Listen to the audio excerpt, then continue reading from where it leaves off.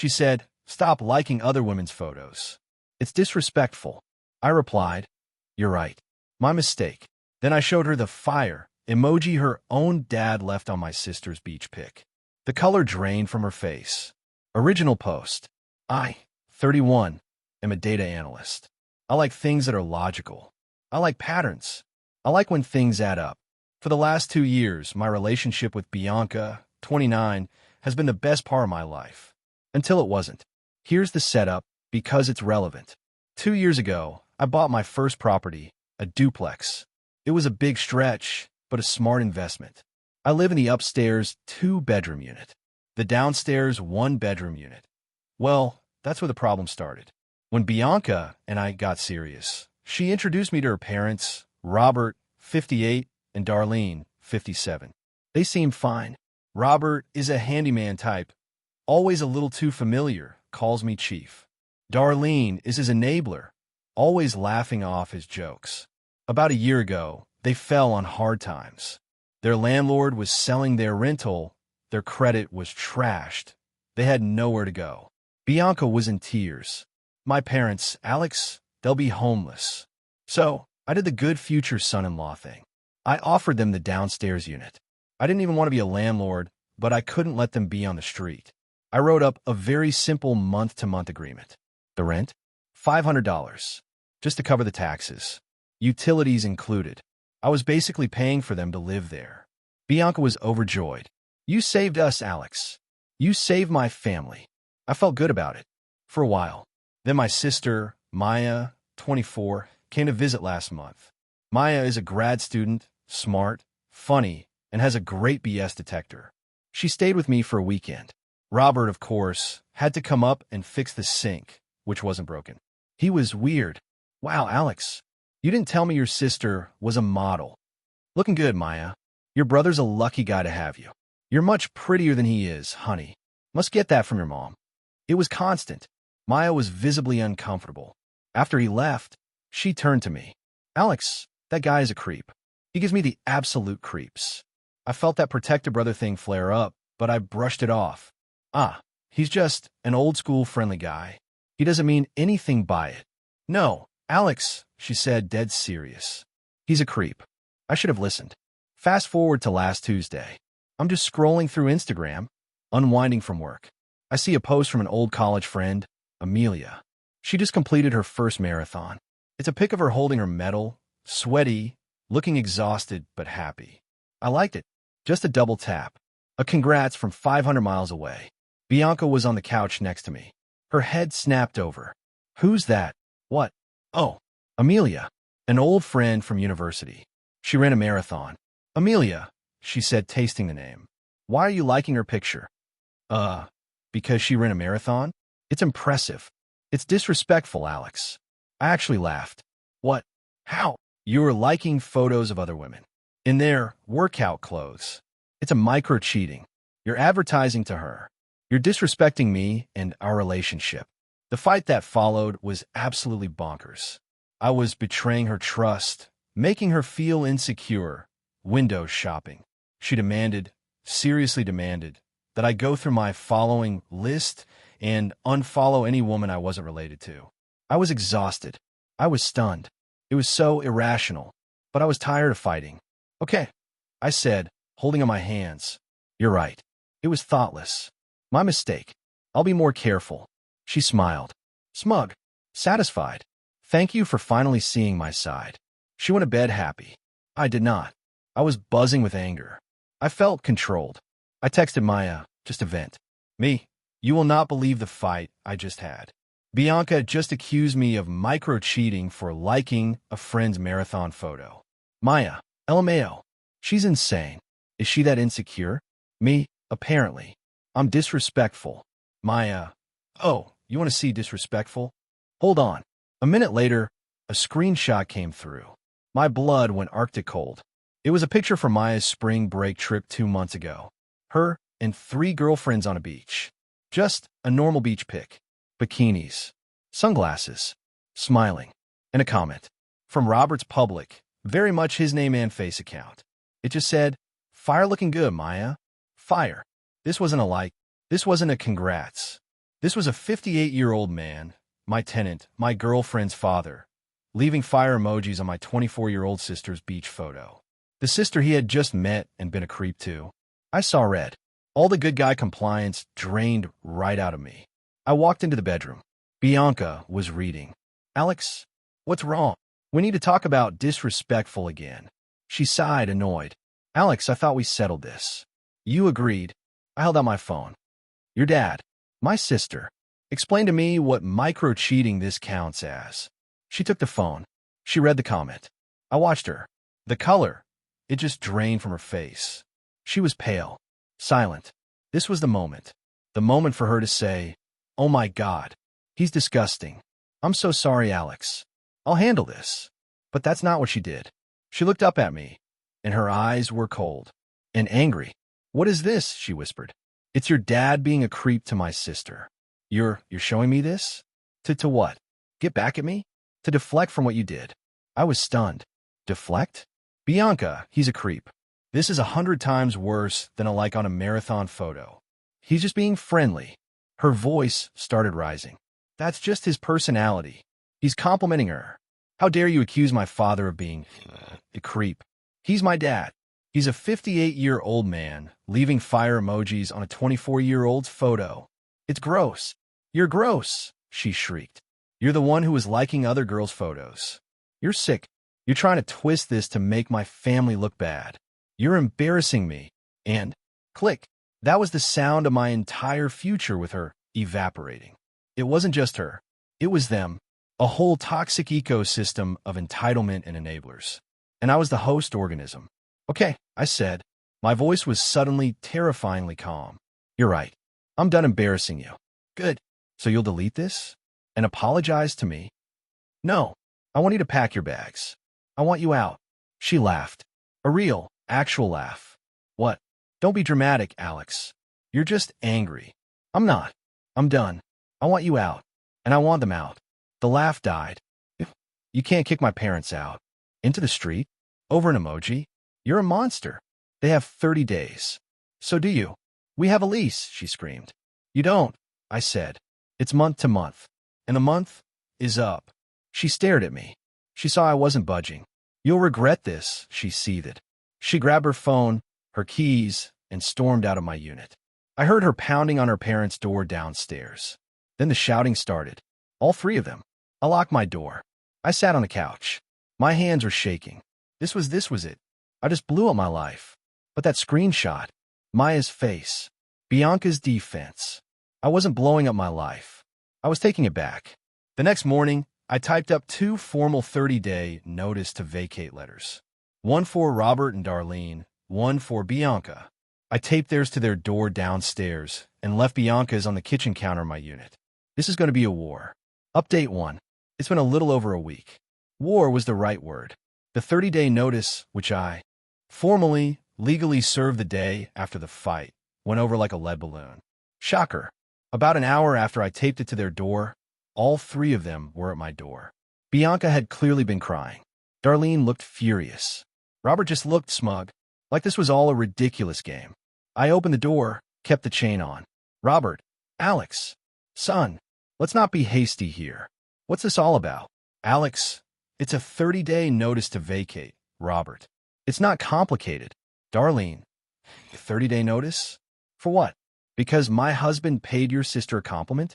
You're going to make a 58-year-old man and his 57-year-old wife homeless? Over a misunderstanding. Alex, it wasn't a misunderstanding. It was inappropriate. And Bianca's defense of it, after she just crucified me for liking a marathon photo, showed me everything I need to know. The arrangement is over. Bianca, sobbing, you're destroying my family, Alex. Over a stupid emoji. I can't believe you're doing this. After I talked to him, I told him it was weird. So she didn't know it was weird. The betrayal just gets better. Alex, too late, Bianca. You should have said that to me. You had a choice. You chose to defend him. Now you all have 30 days. Robert, we're not going anywhere. Alex, excuse me. Robert, you heard me, Chief. We're tenants. We have rights. You can't just throw us out in the cold. A judge will laugh you out of court. Alex, I'm following the law. Robert, It's a legal, month-to-month tenancy. I'm terminating it. You have 30 days. I shut the door on them. The screaming and pounding went on for a few minutes. So the entitlement phase has fully booted up. First, they didn't pay the $500 rent for this month. Expected. I'd already factored that in. Second, Bianca just moved. She took all her stuff from my bedroom and moved into the spare bedroom in my unit. I came home from work, and there she was, watching TV, and there like nothing had changed. "What are you doing, Bianca?" "I live here," she said, not looking at me. "You can't kick me out without a formal eviction. And that's way harder than kicking my parents out. It'll take months. We can work this out before then." I just stared. The audacity. She was now officially a squatter. In my spare room, I call my buddy, who's a paralegal. He said, "Dude, this is a nightmare." She's right. She's a tenant at will. You have to evict her, separately from her parents. This is going to cost you thousands and take months. I felt sick. This is my home. I'm now sharing a wall with the creeps and sharing a hallway with their hostile daughter. The harassment started. Her parents are loud. They started playing talk radio, loud, at 5 a.m., right under my bedroom. They started banging on walls, doing repairs. Robert confronted me in the driveway yesterday. "You're a real piece of work, son. A real cold fish. Ruining a good thing over nothing. You're going to regret this." Big time. It was a threat. Not a physical one, but it was clear. So, I'm done being the good guy. Now, I'm the methodical guy. My new full-time job is project eviction. Lawyer retained. I found a landlord-tenant lawyer. He's expensive. He's also apparently a shark. He confirmed what my friend said. It's 2 separate evictions. It's going to suck. We filed the official eviction paperwork, the unlawful detainer, for all 3 of them. Cameras. I installed security cameras. One at my front door, one at the back door, and one in the common areas of my own unit, living room, kitchen. I gave Bianca formal written notice. Notice: 24/7 audio-video surveillance is in operation in the common areas of this unit. She freaked. "You can't spy on me." "I'm not. I'm documenting my property, which you're occupying against my will." She now spends all her time in the spare room. Good. Documentation. I have a new journal. Every time they blast music, log with a timestamp. Every time Robert accidentally blocks my car in for 20 minutes, logged. Every manipulative text from Bianca, screenshot, logged. P.O. Box. All my important mail is being forwarded. I don't trust them for a second. But here's the best part. For the eviction paperwork, my lawyer needed all the info on them. I'm a data analyst, remember? I pulled Robert's credit report, which I'm legally allowed to do as his landlord. It's not just shot. It's a post-apocalyptic wasteland. Judgments, liens, evictions from 3 other properties, and a small claims court case from last year. A client sued him for $5,000 for shoddy work and property damage. He lost. He never paid. This gave me an idea. Robert, in his goodwill, had done a few favors for me. He fixed a leaky faucet under my kitchen sink. He retiled the backsplash in their unit's kitchen as a gift to me for being so generous. My lawyer loved this. Hire a licensed home inspector, Alex. Tomorrow. Tell them you're refinancing. I want a full report on every single thing Robert has fixed. The inspector came yesterday. He was in the duplex for 3 hours. I just got the report emailed to me. I'm not a contractor, but I can read. The leaky faucet fix. He'd wrapped the pipe in. I'm not joking. Roofing tar and duct tape. It was still leaking, just slower. It has been seeping into the subfloor for a year. The retiled backsplash in their unit. He didn't remove the old tile. He didn't check the drywall. He just tiled right over the old tile. The inspector used a moisture meter. The readings were off the charts. He got permission to pull off a single tile. Behind it, the drywall was black. Just wet and black. The inspector's official summary: Robert's repair, the leaky sink upstairs, created a slow, long-term leak. His fix, the tiling downstairs, covered up what was likely pre-existing water damage, which has now been festering and feeding on the new leak for a year. The entire wall is rotten. The mold is extensive. He didn't just cover up a problem. He created a $20,000 hazardous waste site, and he's been letting his own wife live in it. This is no longer a simple eviction. This is no longer about an emoji. This is a lawsuit. And I have the receipts. My lawyer was practically giddy. This, Alex, this is what we call a new cause of action. Their countersuit for retaliatory eviction just went up in smoke. I'm not even mad anymore. I'm just cold. This stops now. Final update. It's been 3 months. 3 months of actual, unadulterated hell. But I'm out. The living situation was toxic. Bianca, living in my spare room, was a ghost. She'd alternate between sliding, "I'm sorry, let's talk" notes under my door, and accidentally using all the hot water or forgetting to flush the toilet. Just petty, psychological warfare. The cameras were the best $400 I ever spent. They kept her contained. The confrontation in the kitchen, about 2 weeks before the court date, was the last time we really spoke. She came out while I was making coffee. "Bianca, we could make all this go away. It's not too late. Just tell my parents they can stay. We can fix this, Alex. I know we can. Alex." "Bianca, I'm reminding you that you're on camera. Please go back to your room. We are not fixing anything." Her face twisted. The mask came off. "Bianca, you're a monster, Alex. A cold, heartless monster. You're kicking a 58-year-old man out.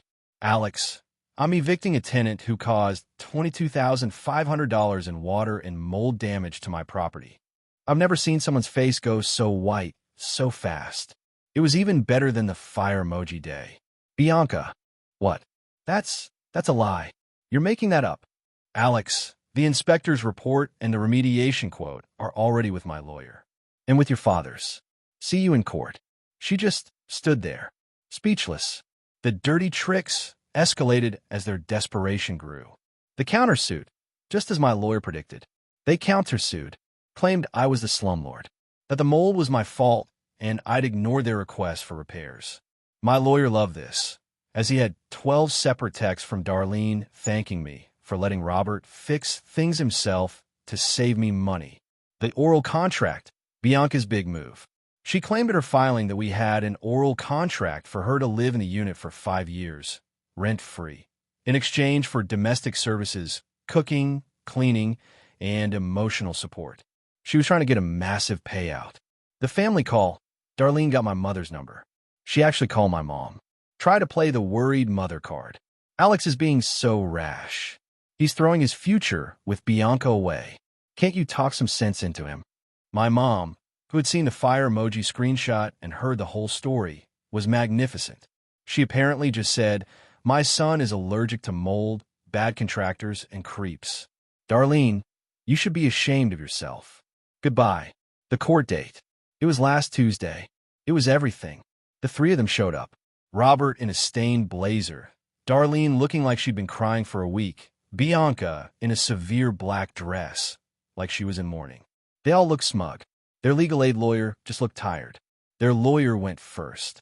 Argued retaliatory eviction. Argued I was using a minor repair issue to punish them for the personal disagreement with Bianca. Argued for Bianca's oral contract. Then my lawyer stood up. "He's a shark. He's a poet. He's my hero. Your Honor, this isn't a retaliatory eviction.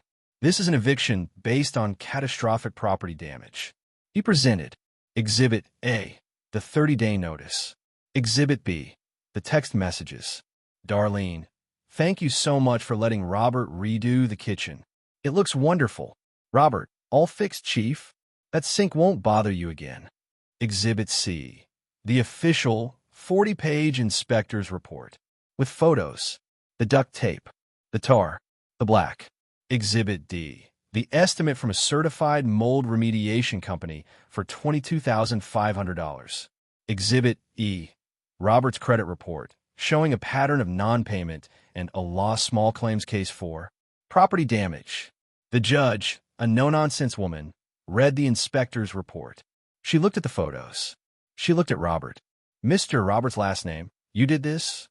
I was just trying to help, Your Honor. A little leak. Sir, you covered black mold with tile. You used duct tape on a supply line. You're a handyman." "Yes, Your Honor." Clearly not a very good one. She didn't even address Bianca's oral contract claim. Just ignore it completely. The verdict. It was brutal. Eviction granted. For all 3. The judge gave them 10 days to vacate, after which the sheriff would physically remove them. Judgment. She granted my countersuit. Judgment against Robert for the full $22,500 in damages, plus my $8,000 in legal fees.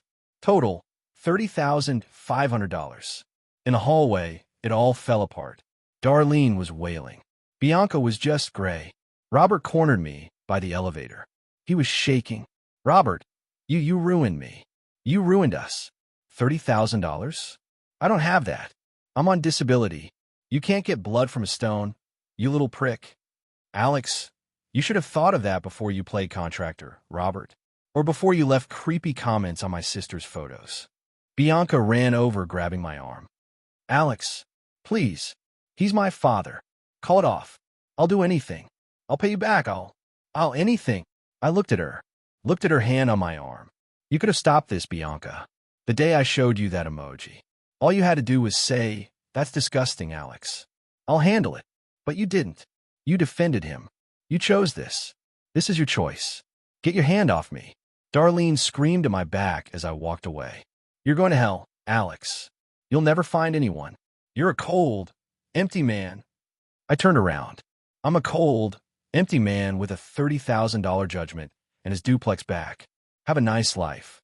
The aftermath. The sheriff did have to remove them. They stayed until the last possible second. They left the downstairs unit. Well, you can imagine. Trash everywhere. Ketchup smeared on the walls. The repair wall had a new hole in it. I documented it all, and my lawyer added another $2,000 to the judgment. My duplex is a construction zone. I'm living in a rental across town. The mole was as bad as they said. It'll be another 2 months before I can move back in. This wasn't a clean win. It was an extraction. It was a messy, expensive, stressful war. I lost a girlfriend I thought I loved. I lost thousands of dollars out of pocket. I'll never see most of that $30,000. Robert will just declare bankruptcy, but I'm garnishing whatever I can. It's the principle. I'm stressed. I'm lonely. I'm pissed I ignored Maya's first warning. But I'm free. I'm free of them. Free of the gaslighting. Free of the creeping, enabling, and entitlement. I heard from a mutual friend that the 3 of them are living in a single room at a cramped extended stay motel.